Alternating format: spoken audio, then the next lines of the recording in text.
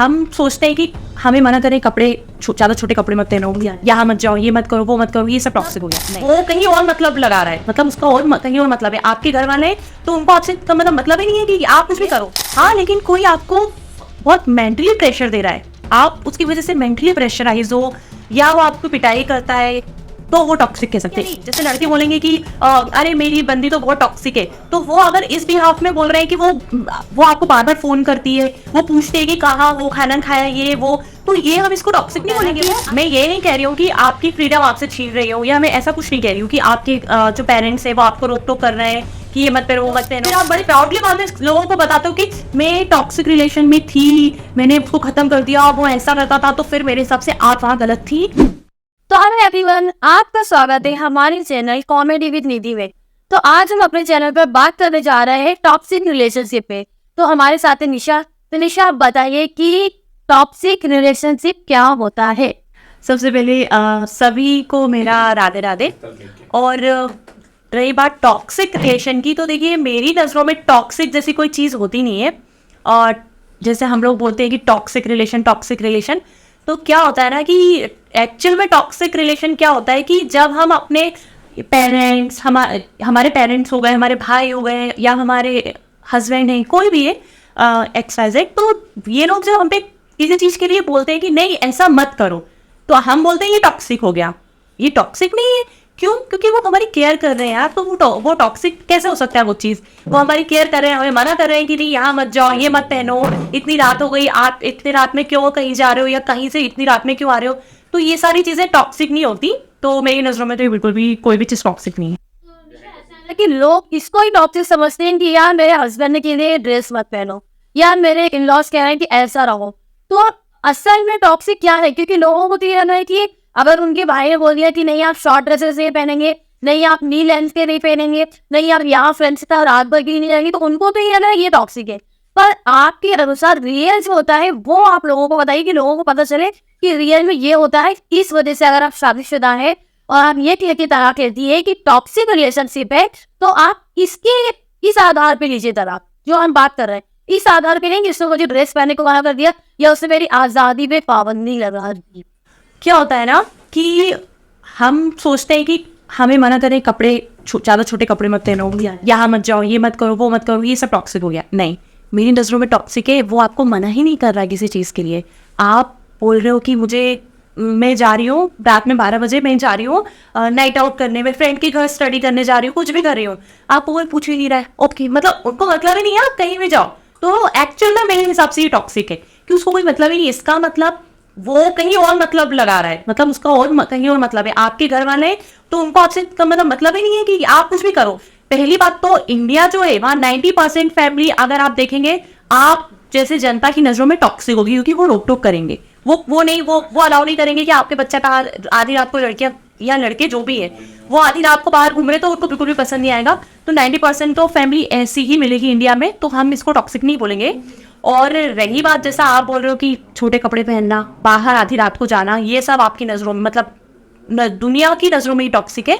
तो मेरी नज़रों में नहीं, मेरी नज़रों में वो टॉक्सिक रहेगा कि अगर आपको कोई मना ही नहीं कर रहा है, वो पूछ ही नहीं रहा है, आप कहीं पे पार्टी कर रहे हो, आप कहीं पर भी हो, आप आए नहीं, कोई पूछने वाला नहीं है आपको भी नहीं अच्छा लगेगा ये सब चीज़ें, तो कि भाई बहुत रात हो गई, आप लौट के ही नहीं आए हो।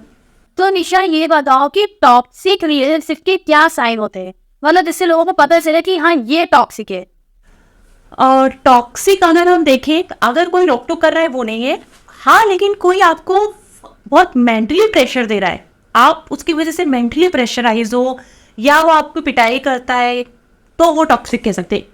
सिर्फ यहाँ पे लड़कों की बात नहीं हो रही है, लड़कियां भी ऐसी होती हैं जो मतलब इस टाइप की होती हैं जो बहुत मेंटली प्रेशर देती है। हाँ, लेकिन वो लड़कियां नहीं। जैसे लड़के बोलेंगे कि अरे मेरी बंदी तो बहुत टॉक्सिक है, तो वो अगर इस बिहाफ में बोल रहे हैं कि वो आपको बार बार फोन करती है, वो पूछते हैं कि कहाँ वो खाना खाया, ये वो, तो ये हम इसको टॉक्सिक नहीं बोलेंगे। वो आपकी केयर कर रही है यार, वो सोचो वो आपके लिए लॉयल है, तभी तो वो आपसे इस टाइप के क्वेश्चंस कर रही है।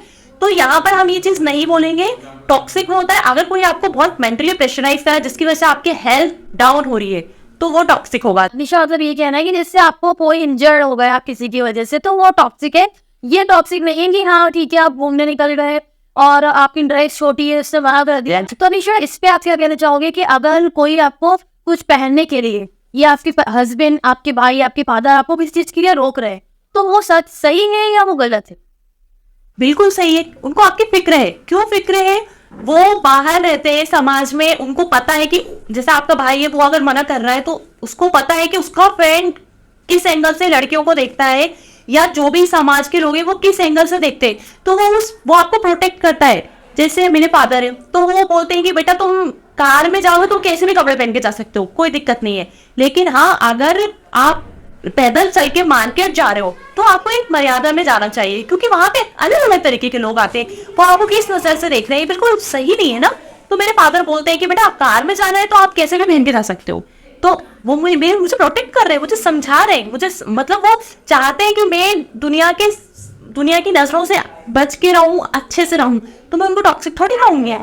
तो निशा, आपकी इस बात से लड़कियों को काफी आघात पहुंचेगा, यानी उनका एक तरीके से दिल टूट जाएगा। उनका ये क्या कहना है कि ये हमारी फ्रीडम है, आप कैसे भी कपड़े पहने, वो हमारी मर्जी है, आप होते कौन है इस पे कहने वाले कि हम क्या पहने। तो मतलब आपने टॉक्सिक रिलेशनशिप में जो ये कपड़ों की बात लाई है, तो इस पे आप थोड़ा सा प्रकाश डालें, इसको थोड़ा क्लियर करें, जिससे जनता को पता चले कि हम क्या कहना चाह रहे हैं और हम क्या बताना चाह रहे हैं उनको। तो देखिए इसमें क्या होता है ना कि मैं ये नहीं कह रही हूँ कि आपकी फ्रीडम आपसे छीन रही हूँ, या मैं ऐसा कुछ नहीं कह रही हूँ कि आपके जो पेरेंट्स है वो आपको रोक टोक कर रहे हैं कि ये मत पहनो वो मत पहनो। जैसा कि अभी मैंने थोड़ी देर पहले ही कहा कि मेरे पापा खुद कहते हैं कि आप कार में जा रहे हो तो आप पहनो, तो अब कुछ लोग बोलेंगे कि आप कार में जा रहे हो मतलब हमारे पास कार नहीं है तो क्या हम छोटे कपड़े ना पहने, या हम मतलब हम कहीं आधी रात को भी जा सकते हैं अगर हमारे पास कार है, तो ऐसा कह सकती है ऑडियंस। तो देखिए मैं बताती हूँ कि आप सेफ हो इसलिए वो ऐसा कहते हैं कि मतलब मेरे यहाँ तो मैं सही बताऊँ तो बहुत मिनी स्कर्ट और ये सब तो अलाउ भी नहीं है, मुझे पर्सनली भी पसंद नहीं है। लेकिन जैसे मैं बात कर रही हूँ यहाँ पर, हाँ अगर जिसको पसंद है तो अगर वो कार में है तो वो सेफ है। आप सेलिब्रिटी को देखते हो तो आपको लगता है कि वो बहुत मतलब वो उन्हें ऐसे स्टाइलिश कपड़े पहने, वो छोटे पहने तो वो स्टाइलिश हो गए।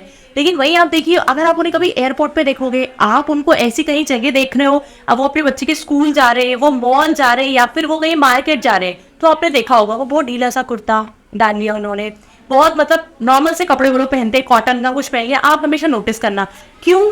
क्योंकि उनको पता है कि कपड़े की जो वैल्यू है वो जगह पे डिपेंड करती है कि आप कहाँ पर हो, आप कैसे लोगों के बीच में हो। तो जैसे आप बोलते हैं ना कि जैसा देश वैसा भेष, तो वहां पर उसकी अहमियत होती है।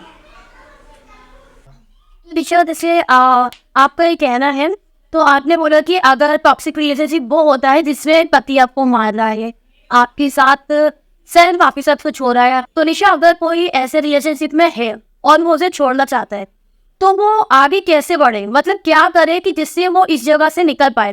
क्योंकि लड़कियों की बात हो, बॉयफ्रेंड वाला हिस्सा हो, या पति पत्नी की बात हो, चाहे लड़का हो चाहे लड़की हो, अगर लड़का भी लड़की को छोड़ना चाह रहा है तो इतने साल से रिलेशन चलता आ रहा होता है कि वो नहीं छोड़ते, कहीं समाज का दबाव होता है, कहीं परिवार का, तो वो कैसे इस रिश्ते से आगे बढ़े और कैसे खुद को उस काबिल बनाए कि हाँ हम इससे अब आगे हमें बढ़ना है, क्या करें वो, इस पे आप बताइए लोगों को। देखिए मेरे हिसाब से क्या है कि किसी भी रिलेशन को खत्म करने से पहले आपको तब तक सोचना चाहिए जब तक उसमें मतलब 0% भी चांस अगर आपको लग रहा है कि आप नहीं बचा है, तभी आपको उसको खत्म करना चाहिए।